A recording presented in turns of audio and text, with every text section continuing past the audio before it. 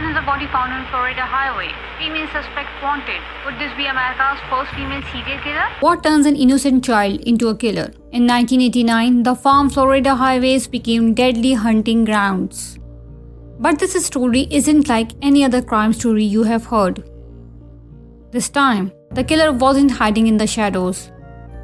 She was hiding in plain sight, humming for rides, carrying a gun in her purse, and a lifetime of pain in her heart. This is the story of Aileen Wuornos. The story begins in Troy, Michigan, 1956. Aileen is born into a world that didn't want her. Her father, a child molester who killed himself in prison. Her mother abandoned her when she was just 4 years old. Little Aileen and her brother were left with their grandparents. But this wasn't some fairy tale where grandparents saved the day. By age 11, Aileen was already trading sandwiches for cigarettes at school. Kids bullied her, called her cigarette pig. She started selling her body for cigarettes, beer, and food. At 13, she got pregnant, a result of being raped by her grandfather's friend. The baby was given up for adoption. By 15, Aileen was on her own, sleeping in abandoned cars and the Michigan woods. She hitchhiked, did drugs, and worked to survive. Think about that. While other kids were going to high school dances, she was fighting to stay alive on the streets. She tried to start fresh, even got married once to a 69-year-old man.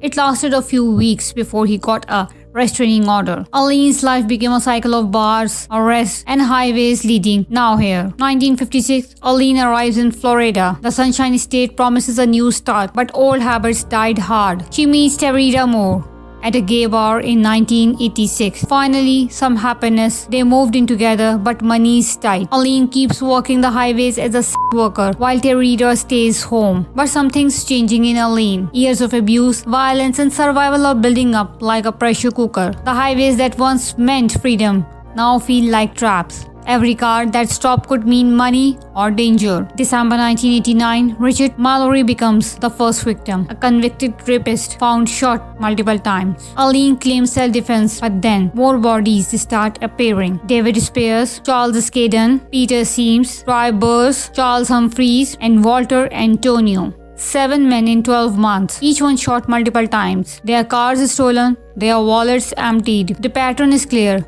but the police are stumped. Serial killers are supposed to be men, right? But Aileen gets sloppy.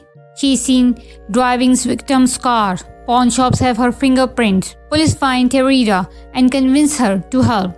In a recorded phone call, Aileen confesses everything, trying to protect her girlfriend from prosecution. The media goes crazy. The damsel of death, highway killer. But in court, Aileen tells a different story. She claims self-defense, says the man tried to rape her. Is she lying? Is she telling the truth? Maybe both. The jury doesn't buy it, guilty, death penalty. But here's the thing.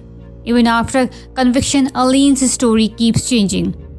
Sometimes she claims self-defense, other times she admits to cold-blooded murder. Aileen Wuornos was executed on October 9, 2002.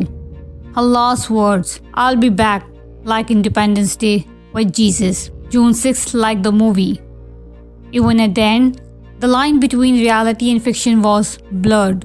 But her story isn't just about murder. It's about what happens when society fails its children, when abuse goes unchecked, when survival becomes more important than morality. Was Aileen born a killer?